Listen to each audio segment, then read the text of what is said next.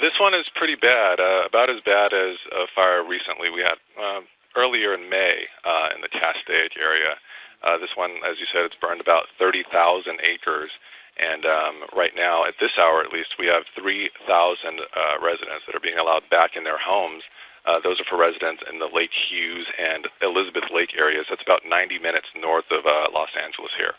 Brian, some of the reports we're reading here suggest that actually this isn't an area that is heavily populated, that by and large the fire crews are having to deal with trying to contain it, but not so much worrying about people's lives and property. Is that fair?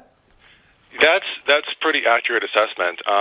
It is sparsely populated. There are, as I understand, about 1,000 different residences in the area or so. It's in the desert. It's in the mountains. It's not as populated. Not a lot going on out there. It's very, very rural. Lots of people with farmland and people who raise animals as well.